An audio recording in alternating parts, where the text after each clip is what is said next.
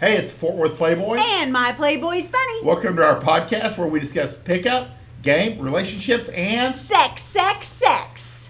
And today we're going to talk about a very common subject called last minute resistance. What it is and how to deal with it. Yeah. In a tasteful manner, in a classy manner. Yeah. Because in a way that won't get you rape convictions. Yes, it'll keep you out of trouble. That's why I to be completely honest, I've put off talking about this in the past. Yeah. Because it's such a tricky subject. It is. So it requires calibration. Last minute resistance, what is it? You're in bed with a girl, you're going to have to get her undressed, and you start pulling her shirt up over her head, and she goes, no. And this is normal. You know, any last minute resistance, you've gone out once or twice, and you're moving towards sex, but she's stopping the progression, the physical escalation, which we're not going to get into, but the process or the steps. First, let's ask Bunny. Let's put her on the spot. So where does this come from? This last minute resistance? It's our anti-slut defense. I mean, it's not wanting to be seen by you as being a slut. It's not wanting to be thinking of ourselves as slutty behavior. It's thinking about who might find out. So what would they think about us going another step further with you? It's genuinely our anti-slut defense just throwing up walls. Exactly. And I would say 80%, it's an 80-20 split, like most things. 80% of it is theater. You know, it's like a formality. But that's what gets guys in trouble. Exactly. You have to have some discernment of what the 20% of is when to stop. And that's why we kind of like avoid it. But this is how you deal with last minute resistance, is you push, she pushes back. You accept that, and then you go back in and you push again and see how far you can go. Yeah. And I would say a good rule of thumb is, let's say you're going to try to put your hand down her panties. You try it once, she blocks you. And on your second attempt, she blocks you again. That's your stopping point. Yeah.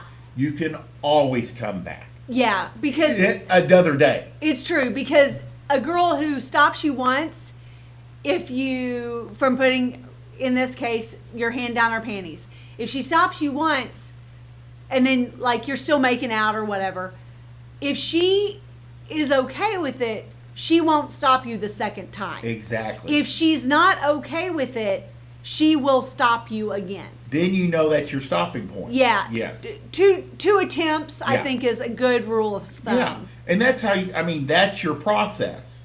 One attempt, no. And I've gone from completely clothed to she's completely with that same process. No. You try again. Okay, we're there. You know, and I notice this happens when you're younger. Right. You know, adolescence, early 20s, trying to get your feet under you.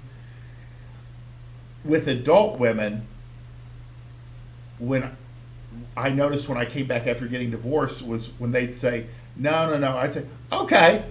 Because literally, I was ready to go to bed. And then they'd be like... Because you're a grown-up and you're like, yeah, I'm and tired. then they'd be like, well, do you have a condom? You know, and I'd be like, well, yeah.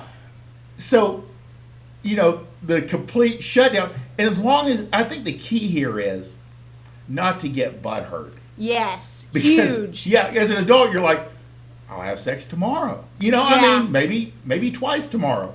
So you're not like freaking out like, you know, it's never going to happen again or this girl's lost forever. Yeah. You know, so you know that you can always come back. But when you have last minute resistance at certain intervals, you know, like getting her undressed, the second no is the no, you know. Yeah. So, and that doesn't mean you won't get there. It just means maybe don't keep trying in this exactly in this time period. Exactly. you will most likely go a little bit further. And each girl has her own timetable. Yeah. You know, what she's comfortable with in your relationship with her. And adult women, you know, it's a little bit different. But they have the right to stop at any time. You know, I mean, even when you're dealing like with adult women with 3 marriages and 10 kids, and you know this is nothing new to them, they have every right to say, not right now. It's still Not new today. to them. You're a with new you. guy. Yeah. And just like with argument, I think this is similar. This kind of escalation runs the same timetable or gamut as arguing, in that you have an argument, you cut it off at a certain point. You only push so far with a point. The next time you have an argument, inevitably, that's kind of your starting point, which is where arguments get dangerous. In sex, it's the same kind of thing. You can progress very quickly to the point where it was her stopping point last time. And then likelihood is you can get past that stopping point and reach maybe a new one, or not reach any more stopping points. Exactly. And a lot has to do with, I would say, how you deal with it whenever the first you hit time. the stopping Yeah, point. for sure. Yeah, and I think when you're older and you know you have a little bit more control over your faculties, you're able to deal with it. Because like Bunny says, you know, you already worked 8, 10, 12 hours that day. And you know, you've been out for 4 or 5 hours, like, you know, I could probably go to bed. Yeah, You know? I'm fine with just going to bed. Yeah, exactly. It's sad but true. And that's so crazy. That's so hot. Yeah, that's adult dating right there. Yeah, I got out of there early. It was great. But again, that's why I was hesitant was you don't push. You know, there's certain lines you don't cross, and I want to make sure that we can convey, you know, to how to do it in a classy manner. Yeah. And not put girls in a bad position or break laws or hurt people, you know, because you do have to use some intuition. You have to be sensitive to the other person. And I think even in adult dating or your first times at any age with a new partner, you have to kind of go through the adolescent steps. Yeah. You still, you know, don't go from kissing her to trying to have, I don't know, anal sex. Yeah. I don't know. I mean, it's there's still a gentle escalation that goes along with it. Well, there is the DiCarlo physical escalation. Yes. You know, levels. And there, I mean, if you skip one, you can continue from there, but generally it is a process. It's know? It's not a good idea to skip them. Yeah, exactly. So, you know, but there is a definitive system of physical escalation. And I'll probably leave a link to the DiCarlo. And once you read it, you'll be like, oh, that makes sense. Yeah. That's how I do it anyway. It's actually very natural, but it's actually written down, and you go, oh, because there's some guys, they're like, I don't know. yeah. You know, I don't know. Well, and guys get super excited about getting to do a certain thing with somebody else, or they've missed it about being in a relationship or whatever. They really like this one thing that's a little bit more extreme, and you kind of get deadened to the fact that not everyone does it, or Give us that, examples. I'm going to use anal sex as the example. Yeah. You know, because even though I know it's used apparently by teenagers to prevent pregnancy, but it's a more extreme form of sex that men tend to try to jump to a little fast. Right. And for one reason or the other. And I think because of the enjoyment that they get from it, between the domination, between the difference in sensation, you know, and other things. And it's somewhat forbidden. Yeah, the taboo behind it, that they tend to, even with new partners, tend to try to jump to it a little fast. And that's just not something you do. You got to ease into it. Right. It's a step system. Yeah. Yeah.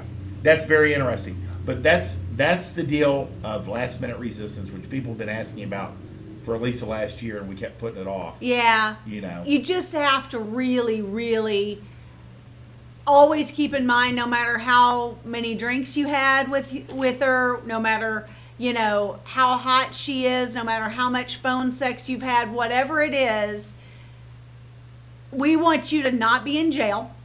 We want you to, you know, I mean, we truly want you to be cautious in your dating life and have fun and get your amount of pleasure, and, you know, she'll enjoy it also. But when you push too hard and you push too often, you know, I think that's where she kind of gets that, I'm going to report this, you know, because if it feels aggressive to her, that's when she starts to feel like she's in danger. Right.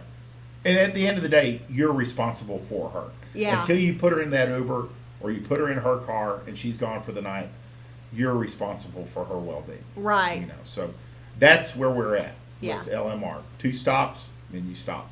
Or you just completely abandon it and go for another day. Well, you know? and like you said, a lot of times, because it's also an attention grab, if you just kind of say, okay, and, you know, you start putting your clothes on and I think gathering your keys, then what? Women want a guy he's like, oh, okay, because he's having sex. It's not like this one is going to make him or break him. You know what I mean? I think subconsciously she's like, well, maybe I should. So he doesn't wander off. You know, it's good. Anything to add? No. If you like this podcast, like it, share it, subscribe to our channel, share with your friends. We want you to win.